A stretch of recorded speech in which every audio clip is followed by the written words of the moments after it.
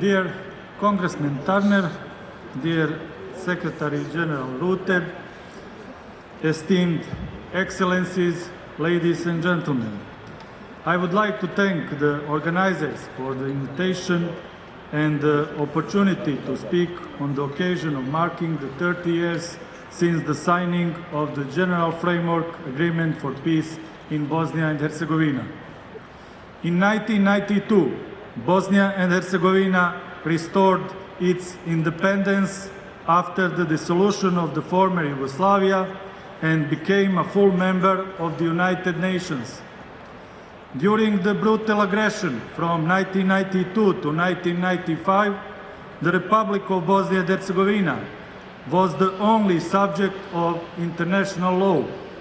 The independence, sovereignty, and the territorial integrity of our country were confirmed by the Dayton Peace Agreement in 1995.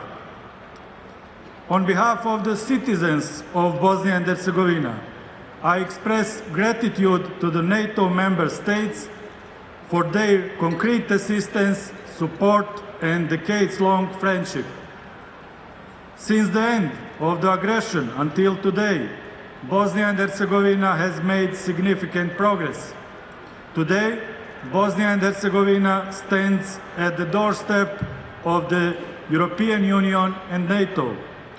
These are strategic foreign policy goals unanimously adopted by the state institutions of Bosnia and Herzegovina. Unfortunately, the current implementation of the Dayton Peace Agreement has not eliminated the threat of the greater state projects and separatist tendencies aimed at the territorial, political, economic, and cultural division of Bosnia and Herzegovina. Ladies and gentlemen, the leadership of the Bosnian and Herzegovinian entity Republika Srpska does not respect the Dayton Peace Agreement. It is paradoxical that this destructive anti-Dayton behavior is reaching its peak precisely at the time of the 30th anniversary of the Dayton Peace Agreement. The leadership of the Republika Srpska entity, supported by Moscow and Belgrade, launched a brutal attack on the constitutional order of Bosnia and Herzegovina at the end of February this year. This attack on the fundamental provisions of the Dayton Peace Agreement is still ongoing and represents a serious threat to peace and stability. The current problem in Bosnia and Herzegovina is primarily of a security nature. The Dayton Peace Agreement has brought us peace, and we thank you for that. Help us defend your legacy and do not allow Russia to open a second front in the Western Balkans.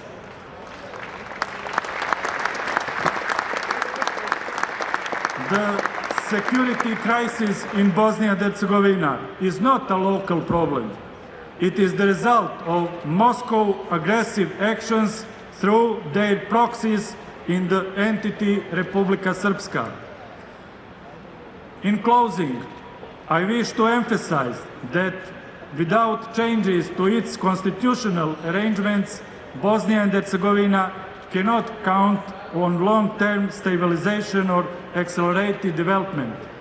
In the future process of constitutional transformation of Bosnia and Herzegovina, the following principles should be kept in mind.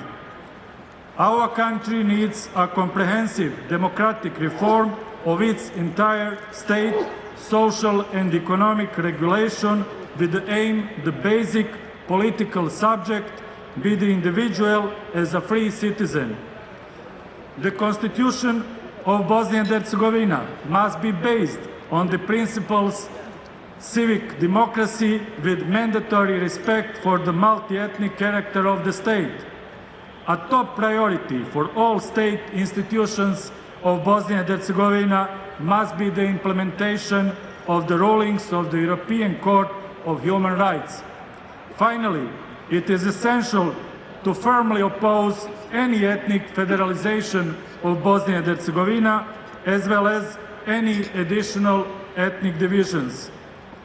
Our vision of Bosnia and Herzegovina is that of a unified democratic country and governed by the rule of law, a member state of the Euro-Atlantic family of nations.